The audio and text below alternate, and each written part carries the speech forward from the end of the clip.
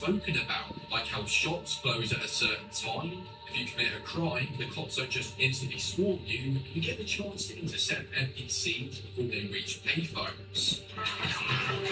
If cops do arrive, they don't just instantly know where you are. The cops actually scope out the area first. If you rob a store and come back later, you can't see the cops investigating. I even randomly came across illegal organised parties, drug dens, and more while exploring. And the amazing gunplay just makes these encounters so damn fun. But it's when you dig into the actual activities that things do take a turn.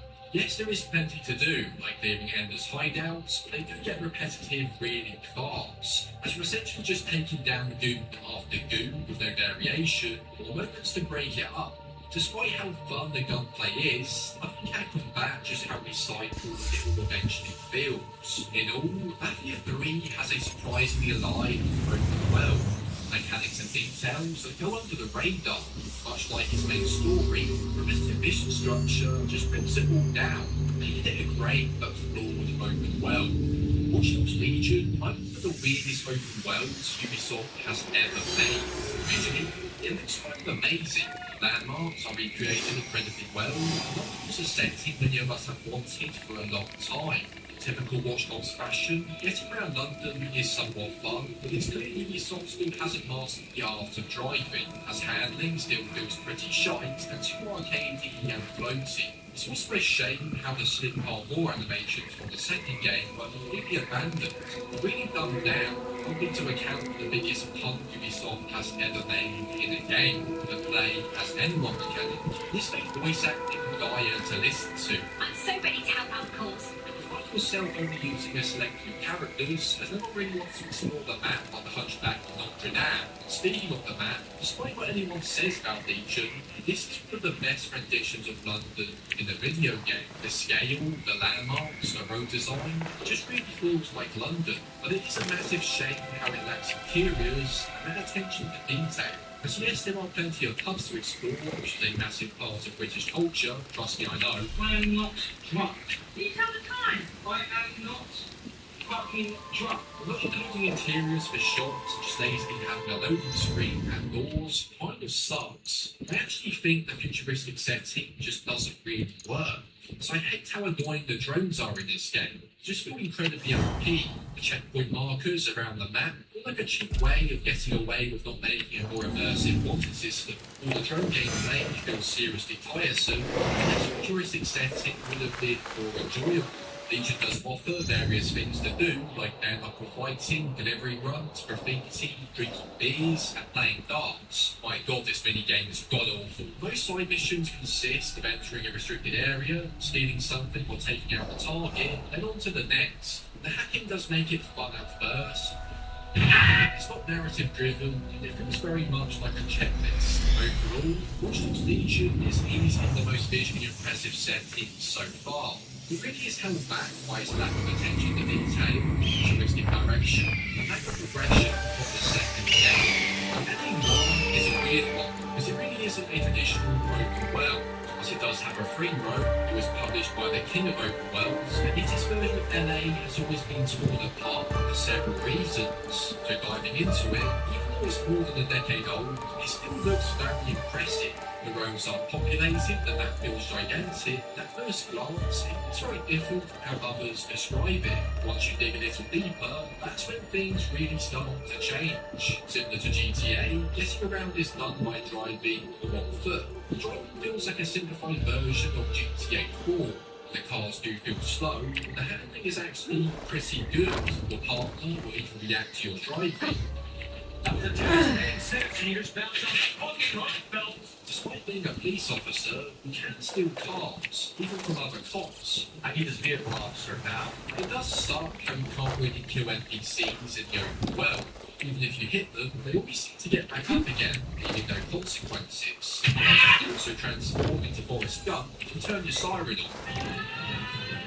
I also found it odd how you can't change the radio station or even turn the bastard off. This becomes increasingly annoying the more you play. It feels like a crime for a game with Rockstar's name on it. But when it comes to the map itself, on one hand, it's a surprisingly big and stunning map with LA to explore.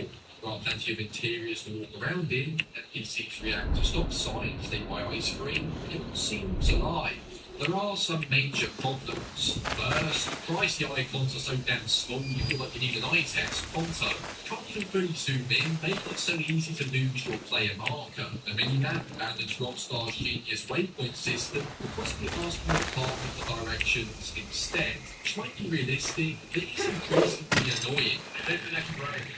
While there are many interiors, you can't actually do anything in them. So what can you do? Well, the map is scattered with 40 street crimes, which you'll hear about on the radio too. These consist of robberies, paying missions, shootouts, and more.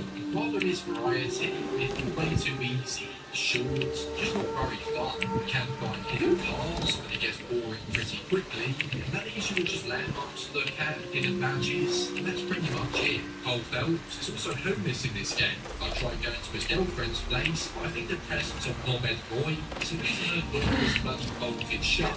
And yes, your partner follows you around like a lost damn dog, you know. And then Noir should never be blamed for his broken well. Rather than delivers of something special, it looks like a note that should have been cut. Take a skill for its story and its unique game mechanics, won't be disappointed. And next, it's a game that tried to do something I actually wish more open worlds attempted. It's a gritty, single-player open world, but honestly looks refreshing at first glance. It looks kind of reminiscent of the gritty tone of GTA 4, but never judge a cover by its book. With this being a somewhat cheap, low-budget game, the graphics and the dark tone look impressive. Driving mechanics seem promising, avoiding the typical arcade feel for something more skill-based. The kickdown mechanic is kind of neat, but the positives didn't really last for long. Getting around the map is fine. The handling is more enjoyable than some games we've spoken about so far. You can steal any vehicle, crash damage stays visible until repaired, which is quite a cool mechanic. The cars you steal do disappear after entering interiors. The fact they have health bars really doesn't sit right with me. Once you step out of your car, however, is where things get pretty painful. Exploring on foot doesn't feel refined at all. And to say it's clunky is a major understatement. There's also this feeling of being rushed all the time. So this game has a mechanic where you need to complete jobs to pay back your debts. The constant reminder of time running out is stressful, and not in a good way, as it really deters you from wanting to do any exploring, although this might actually be a good thing. The map itself is tiny. Given the game's small budget, that's probably something to criticise too much. It may look impressive on the surface thanks to the Unreal Engine, but as soon as you look closer, things really fall apart. You'll see NPCs passed out on the floor with pills hovering in the air, heads stuck in banisters, and all kinds of weird stuff. NPCs will repeat conversations over and over on the midnight road of states of dementia, things like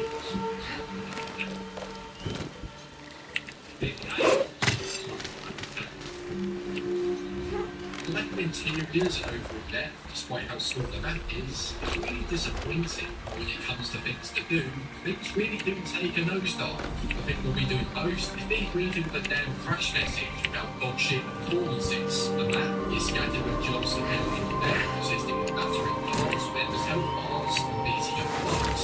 You might be fine for 30 minutes, but 2 hours in, we'll contemplate what you did to deserve to play this shot. The combat isn't even terrible. It's just bare bones, launch attack. Constantly beating up bugs just gets so damn old. The only side content is random encounters with bugs threatening NPCs, accepting dialogue over and over. The premise of Samsung wasn't really a bad one. I personally crave more games with multi-player settings like GTA 4. With how small it is, you think they would go for the quality over quantity approach, a big, massive leap of faith. Assassin's Creed Valhalla is a game that I hate the world, raids, mysteries, and endless countryside. Was the open world really that bad?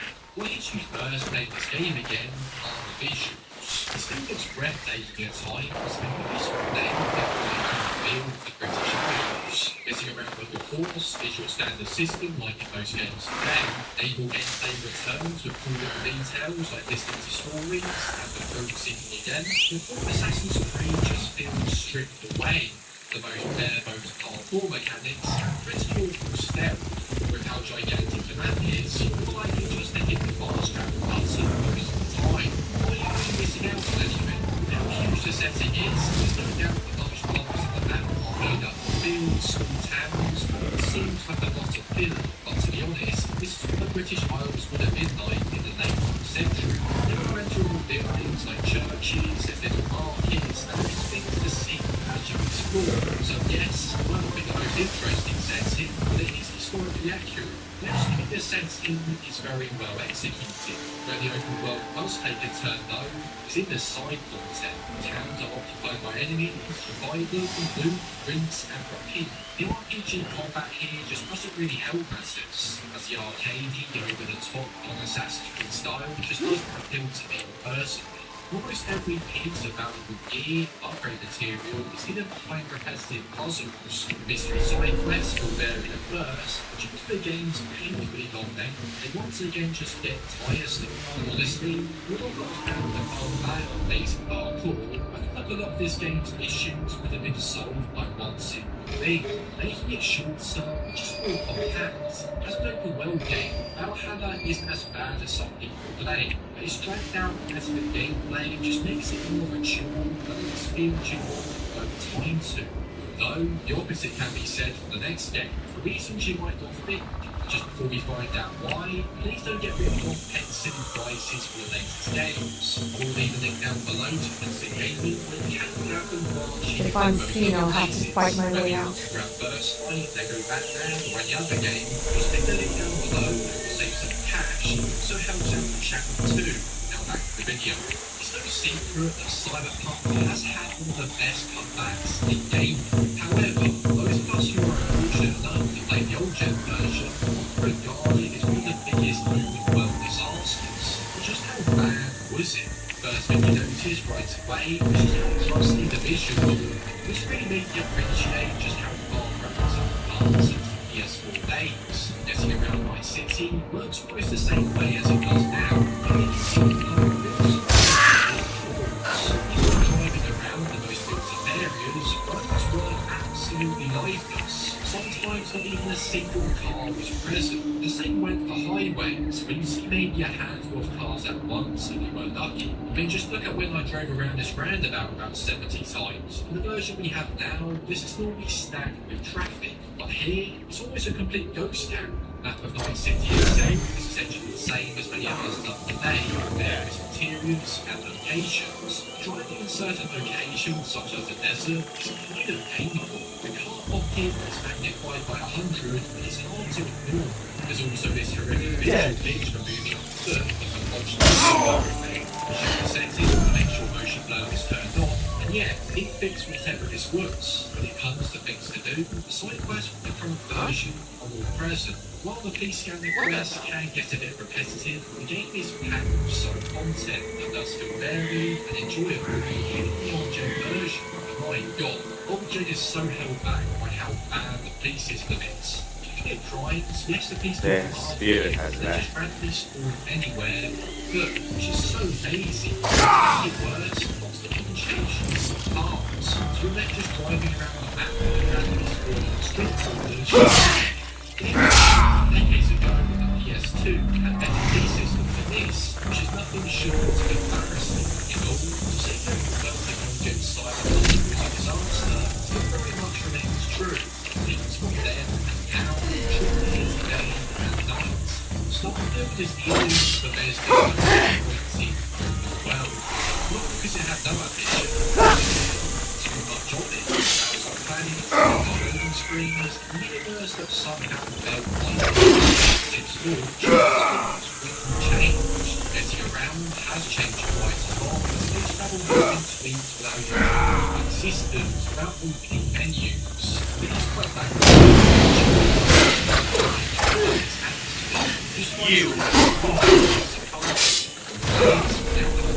drive, which is pretty great. You were forced to jump around like Mario crap. It's a good arm with a laser. It just only hit 2 stars to 1 bird, whilst getting around has improved. Can the sound instead of the planet's themselves. There are endless planets to explore here, which would have sounded like a wet dream to my younger self. But as soon as you get into detail, things go quickly, telling your mum just chucked up all over the floor. Many planets like Mars and New Atlantis look promising at first glance. But even now, the NPCs look kind of possessed. They don't even react to bullets giving the top of their ugly arse heads. The big city, New Atlantis, should be supported with NPCs, emotion, but instead, it's bare, aggressive, and lacking in detail. Every interior is compared with a loading screen. As soon as you explore other planets though, it's where things really do start to fall apart. Just like a launch, when they're looking at menu screens more than a down.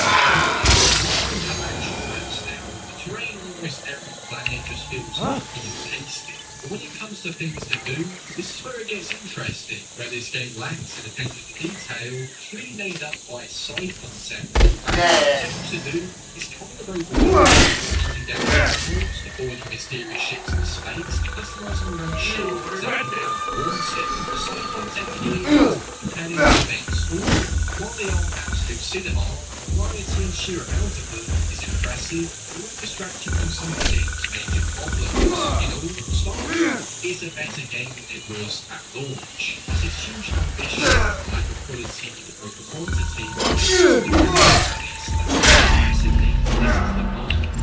The final game though is easily regarded as not only the worst attempt on open world games so far, but probably one of the most disastrous AAA titles we've seen in a long time. As after several updates, what's the actually like to play now? Was it judged too harshly? As soon as the game loads up, it's apparent there has been some changes. The main menu appears to be packed with new content, although the developer has actually removed the verified free roam mode. And probably for good reason. It has left the community to make their own using the mission design. So I went ahead and selected the one called Better Free Roam. It does start off letting you select a car, then you can explore this tremendous map of Red Rock. Definitely not being sarcastic. I have to stay The low. design actually isn't too bad. It's surprisingly better than other games you mentioned in this video. However, to my absolute disbelief, you still can't steal cars. A water system still doesn't exist. And there's still no map to look at, so you have no idea where the fuck you are. I found it hard to believe these bare road mechanics still don't exist, so I did actually load up another free roam.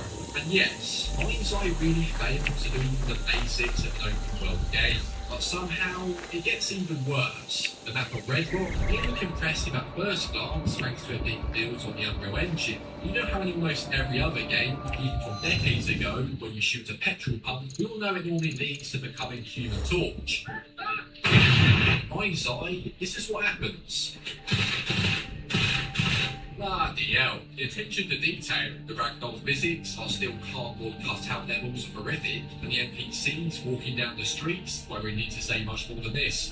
Outside of free roam, there are things to do, like races and missions, but the official ones are, well, I mean, just listen to this dialogue. You don't work for the country, you work for the corporation. I don't think Christopher Nolan is making any calls anytime soon. You shoot enemies, go to the next location, and shoot more enemies. It's just so low effort and below the bar. And the races, well, they're just races. It seriously feels like the developers are just hoping some genius with too much time on their hands is going to come along and design half-decent missions for them. And judging by how few player-created missions there are, words just speak louder than actions. Despite several updates, Mind's Eye's attempt at creating an explorable map is honestly embarrassing. Even the thought of comparing this to GTA isn't just an insult to Rockstar, it's an insult to every other open world in this video. So, after exploring all of these open worlds, were they actually that bad? Some absolutely deserve that hate. Saints Row, Mind's Eye and Samson are open worlds that look promising on the surface, fall apart the moment you try to explore them. Some were more complicated, as Mafia 3 and Cyberpunk, and generally great open worlds buried underneath repetition, one god-awful old Gen 4. Then you have games like Valhalla, Legion, and Starfield, where the issue isn't always that the worlds are empty, but it's that they're too big, too stretched out, or not interesting enough to justify the scale. But the biggest thing I learned is a good open world isn't about size. It's not about how many icons are on the map. It's about whether the world really gives you a reason to care. So what's your thoughts on the open worlds we've explored in this video? Let us know what you think. Please leave a comment down below. To find out classic AC games were really as good as we thought. Which one was truly the best? Get the video on screen, because I think you'll really enjoy this one. Thank you guys for watching as always, and I'll see you next time.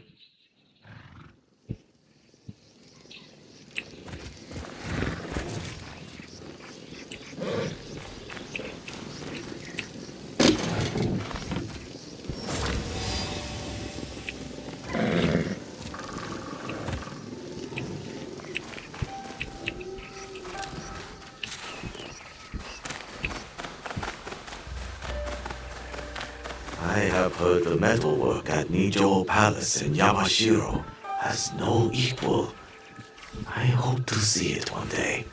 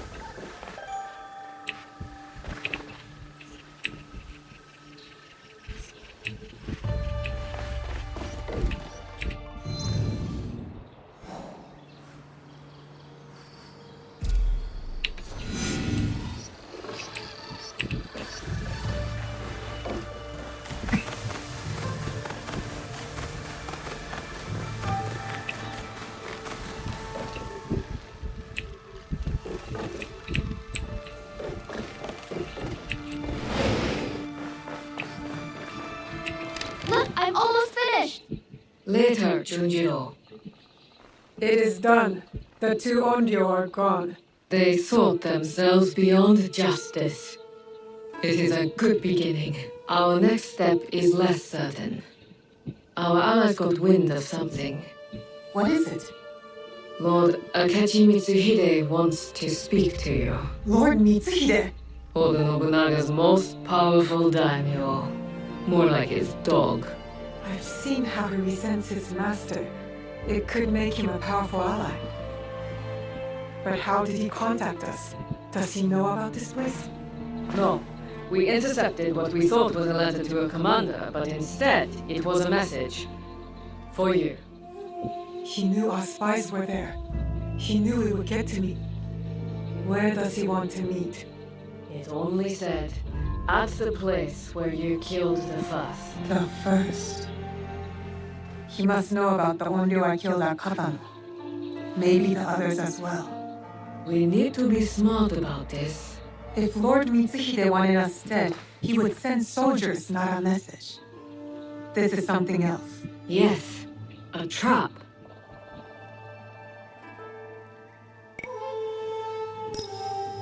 No, I want to find out what he wants. Now, eh? I know Katano well enough. No one will see me unless I want them to. No! You can't go to Katano. Why? What's wrong? It's too dangerous. Promise me you won't go. Don't worry. No harm will come to me. What was that all about? I don't know. It's not like him. I'll talk to him when I get back.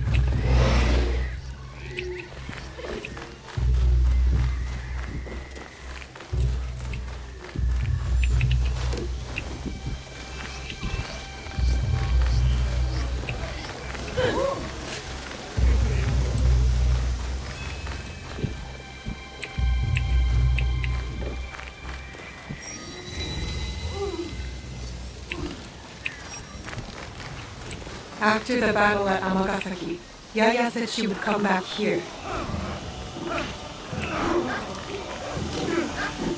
A fight. Yaya may need me.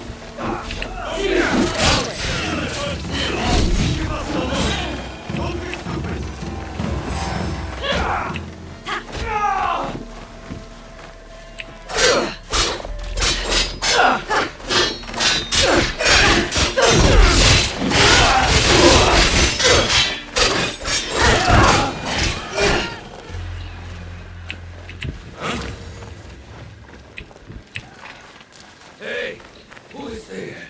Anyone?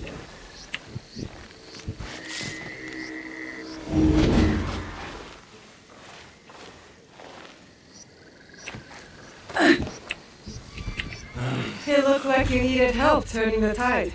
We monks can handle ourselves. But since you're here, it's good to see you again. You too. We make a good team. In fact, you should join me, now that I fight for the greater good. Many walk your kind of path, but not me. I don't do revenge. My path chose me when Oda Nobunaga invaded Iga. I would have preferred to stay in my valley. My father's killers must answer for their crime, just like Wada Koretake. While it is true that we rarely choose our destiny, we must take responsibility for it. I am taking responsibility. No. You take revenge. It is not the same. I know you mean well. Look, help me investigate what these monks wanted and why. And I'll think about it. Alright? Alright. This one lives. You steal from a sacred place and call yourself a monk? What happened to your faith? In this world, you steal or get stolen from. I know which side I want to be on. My brothers and I woke up to the truth. I traded faith in invisible things for faith in reality.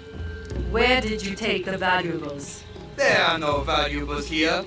The real loot is at the Christian church. You're no more honorable than a pack of stray dogs. What should we do with this one?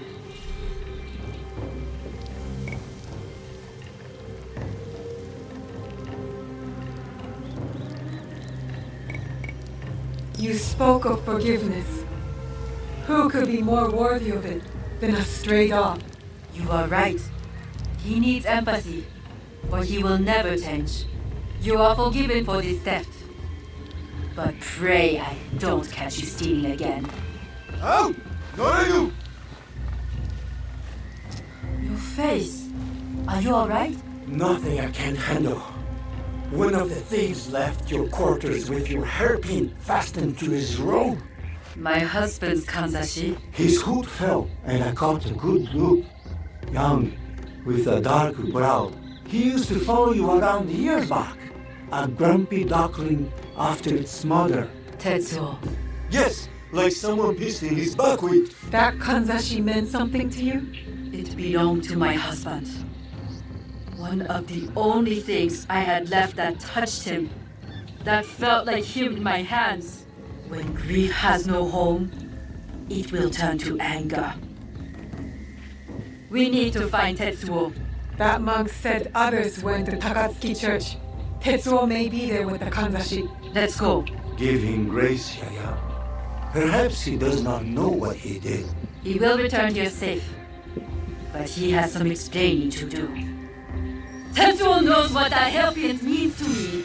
Who is he? I was his spiritual guide. He lost his parents before he could stand. But then when my husband died, I needed time. I left Tetsuo and joined Kyonyo at Honganji. I heard the boy never smiled again. He must have missed you. I can't be responsible for him. I did my part. I taught him everything he needed to know. And this is how he pays me? Meet me once you have the Kanzashi. And Tetsuo.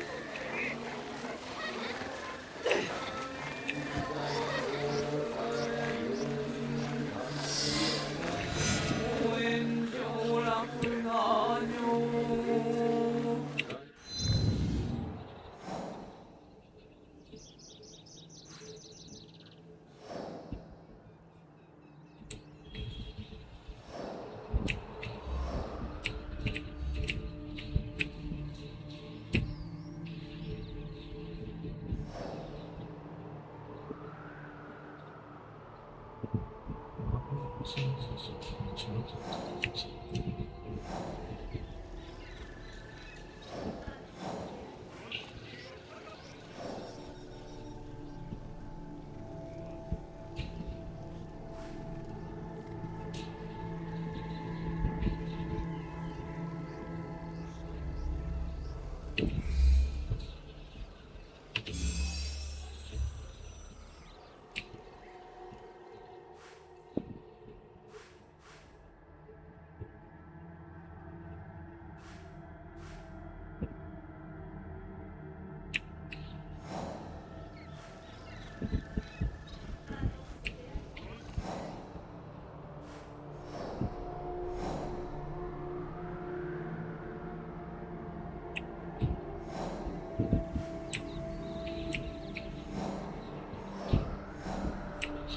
yaptın?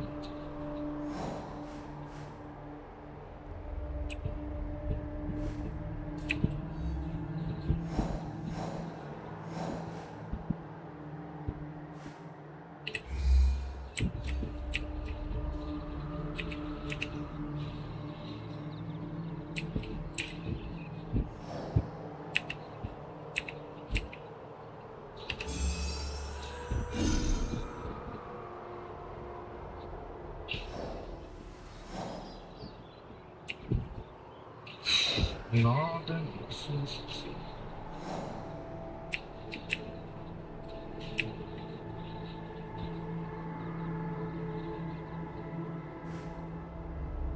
What is the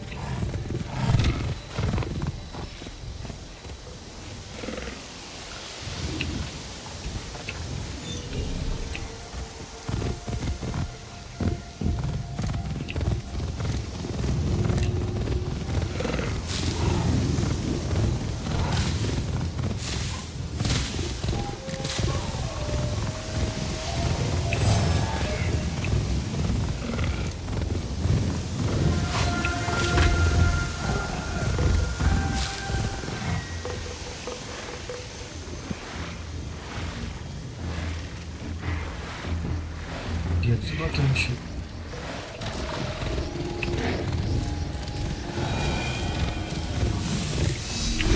I need to paint this.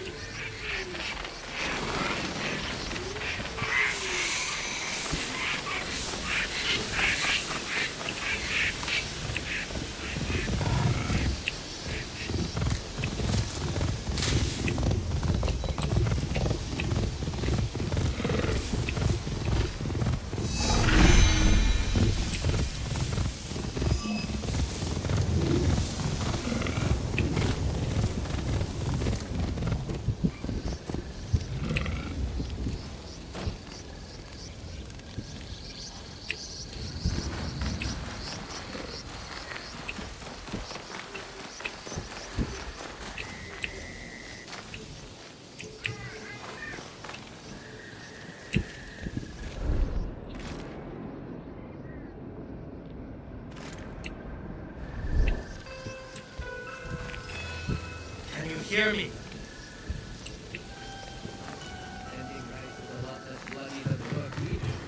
That monk said his accomplices went to rob the Christian church. I should look there for Tetsuo.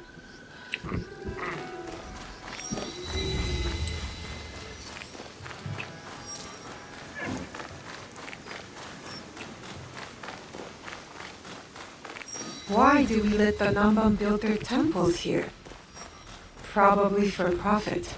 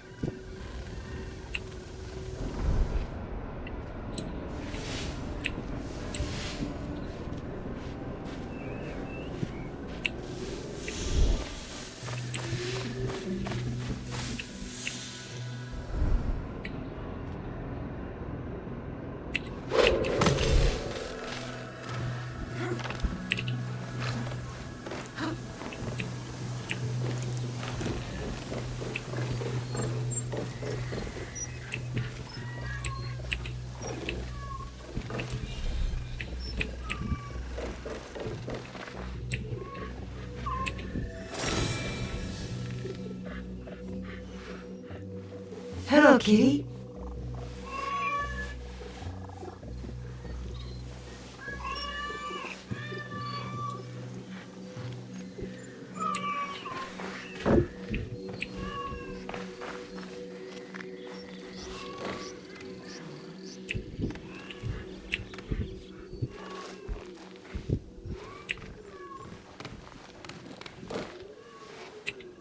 Don't hurt me! Quiet, Tetsuo. Yaya sent me. Come on. I didn't take anything. I swear. I did nothing wrong. I'm just a simple monk. Did Tetsuo think I was sent to kill him? I better stop him before he gets himself hurt.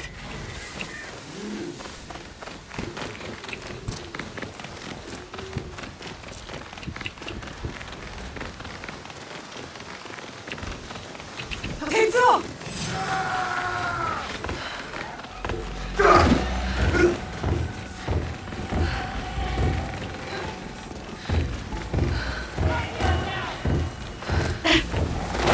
I taught you humility, respect, and you stole from us? From me? You left me. You were my guide. When you left, I lost my way. So you become a thief? Yaya, stop. You have something to say?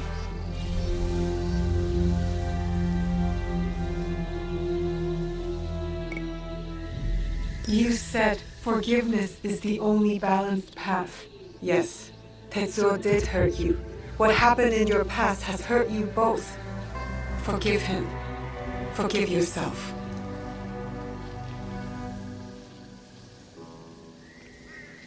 How quickly my anger has taken a hold of me. When I lost my husband, I pushed you away. It was no good for the world. I left you with no choice but to find another family, even if they were stray dogs. Will you forgive me, Tetsuo? I forgive you, big sister. There is something to this path of forgiveness. It has been a long time since I asked for it myself. Did you consider my offer? Will you join us? You say you fight for the greater good. I believe you. Good. We will be glad to have you.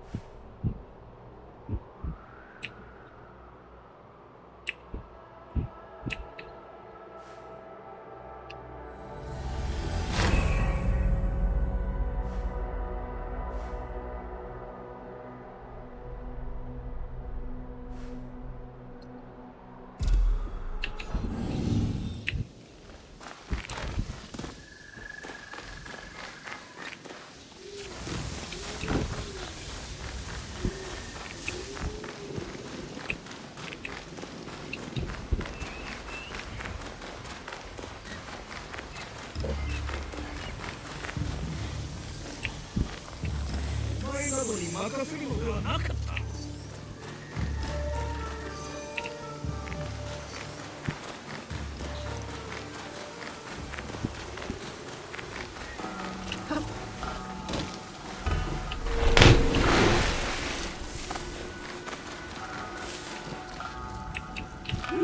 If I'm seen, I'll have to fight my way out.